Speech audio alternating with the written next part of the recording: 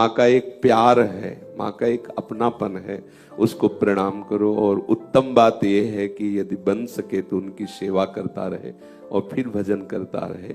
जैसे महाप्रभु चैतन्य देव जब सची माता से संभाषण तो यही कह रहे थे कि मैं अपने शरीर की त्वचा की यदि जूती बनाऊं और माँ तुझे पहनाऊं तो भी मैं मुक्त नहीं हो सकता तुम्हारे प्यार से, पर क्या करूं माँ, श्री कृष्ण मुझे घसीट रहे हैं, अब मैं श्री कृष्ण के बिना नहीं रह सकता। जब तक ऐसी स्थिति ना हो तब तक माँ और पिता इनकी आराधना करनी चाहिए, सबको करनी चाहिए। सच्ची मानी भगवान ही इनके रूप में, इनका प्यार, इनका दुलार, इनका आशीर्वाद।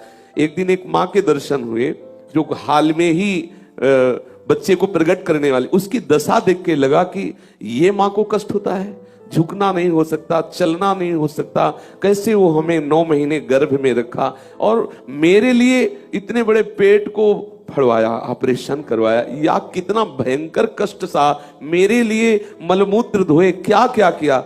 अगर हमारी बुद्धि काम कर रही हो, भगवान ऐसी स्थिति ना लाए हो वैराग्य की कि अब कुछ सुहाई नहीं, इसमें तो फिर सब खत्म, इसमें तो फिर प्रभु संभालते हैं सब। नहीं तो चाहिए माता पिता को भगवान के समान आराधना करे, भगवत भाव से खूब भजन करते हुए माता पिता की सेवा करे। प्रणाम है माता पिता को। महर्षि, अगर घर वालों की आज्ञा, गुरुदेव की आज्ञा में से किसी एक को चुनना हो तो किसको चुने या किसके विरुद्ध हो जाए?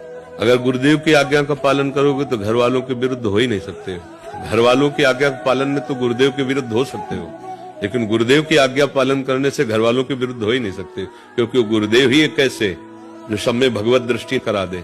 सबसे पहला उपदेश होता है माता पिता को भगवान का स्वरूप मानो और परिवार के सदस्यों को भगवान की सेवा मानो। चयन करना तो सिर्फ गुरुदेव का ही चयन करना, संसार में कोई किसी का नहीं है। तो मुझे तो यही समझ में आता है कि अगर एक मूल को पकड़ ले तो पत्ता और डाली और फूल सब सही हो जाएंगे। मूल है भगवान, मूल है गुरुदेव, यदि उनको हमने पकड़ लिया तो सारी बात मंगल। आज तक किसी गुरुदेव के ऐसे वचन निकले हैं क्या जिससे समाज का अहित हो, जिससे जीव का अमंगल हो? अब उसमें मानने वाली बात ही क्या है? गुरुदेव के वचन मानने से सबका मंगल होगा, माता का, पिता का, परिवार का, रिश्ते नाते का। गुरुदेव ऐसे डॉक्टर नहीं है, बहुत सोच समझ के। अगर तुम्हारा वैराग्य फिट नहीं तो कह नहीं सकते कि तुम घर छोड़ो। हाँ, वैराग्य की ज्वलंत स्थिति है, तब वो जब कहेंगे घर छोड़ो तो पूरे घर की जिम्मेवारी भगवान के हाथ दे देंगे। गुरुदेव को अभी समझा क्या है, गुरुदेव को समझ लोगे तो ये प्रश्न ही खत्म हो जाएगा कि हम उनकी बात माने कि उनकी बात माने। बात तो गुरुदेव की ही है और कोई मानने योग्य है ही नहीं। गुरुदेव की बात के आगे तो भगवान की भी बात ठीक ही है।